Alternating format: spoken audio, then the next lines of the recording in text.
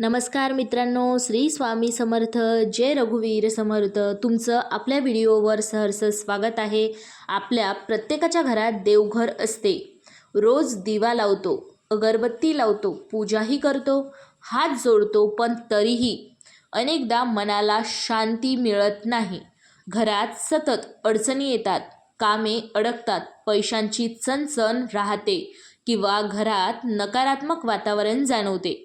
यामागे नेहमी ग्रहदोष किंवा वास्तुदोषच कारणीभूत असतो असे नाही.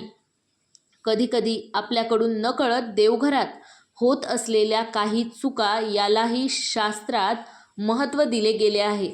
आज आपण अशाच 5 महत्त्वाच्या चुका जाणून घेणार आहोत. जर यापैकी एखादी चूक तुमच्या घरात होत असेल तर ती आजच थांबवा. व्हिडिओ शेवटपर्यंत नक्की पहा, कारण शेवटी मी अशी एक गोष्ट सांगणार आहे जी केल्याने देवघरातील सात्विकता वाढते. आता चूक क्रमांक 1. देवघर अस्वच्छ ठेवणे.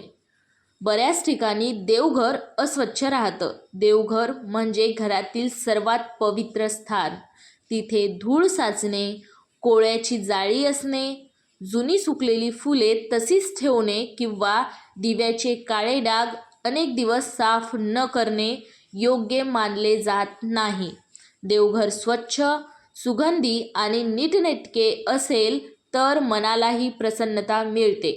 रोज शक्य नसेल तरी आठवड्यातून किमान एकदा देवघर पूर्ण स्वच्छ करा.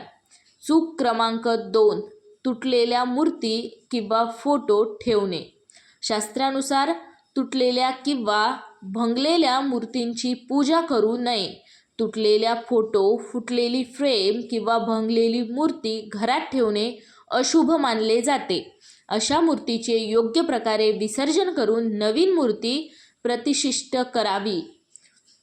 चूक क्रमांक 3. देवघरात अनावश्यक वस्तू ठेवणे. अनेकांच्या घरात जुन्या चाव्या, पैसे, बिले, औषधे, मोबाईल चार्जर, कागदपत्रे किंवा इतर वस्तू ठेवलेल्या दिसतात.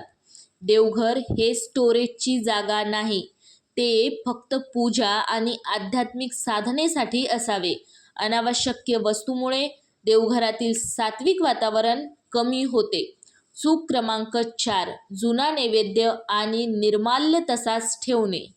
कालचा नैवेद्य, सुकलेली फुले किंवा जुनी माळ अनेक दिवस देवासमोर ठेवू नका. निर्माल्य वेळेवर काढून झाडांच्या मुळाशी किंवा योग्य ठिकाणी विसर्जित करा. देवाला नेहमी ताजे फूल आणि शक्य असल्यास ताजा नैवेद्य अर्पण करा. आता चूक क्रमांक 5. पूजा करताना मन दुसरीकडे असणे. ही सर्वात मोठी चूक आहे.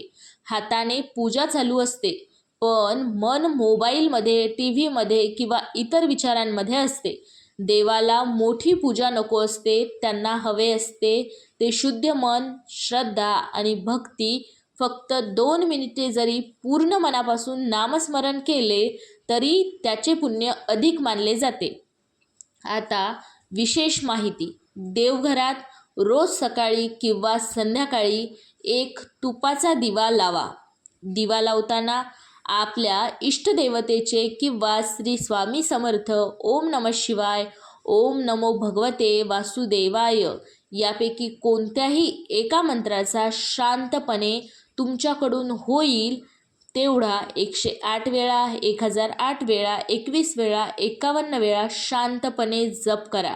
यामुळे घरातील वातावरण अधिक सकारात्मक आणि शांत राहण्यास मदत होते. आता व्हिडिओचा शेवट जाणून घेऊया. मित्रांनो, देवाला महागडे नैवेद्य किंवा मोठमोठ्या विधी आवश्यक नसतात. त्यांना हवी असते ती स्वच्छता, श्रद्धा, भक्ती आणि प्रेम.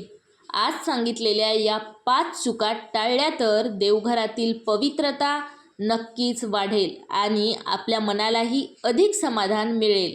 जर हा व्हिडिओ आवडला असेल तर व्हिडिओला लाईक करा. आपल्या कुटुंबियासोबत, मित्रपरिवारांसोबत हा व्हिडिओ नक्की शेअर करा आणि अशाच धार्मिक व उपयुक्त माहितीसाठी आपल्या चॅनलला सबस्क्राईब करायला विसरू नका.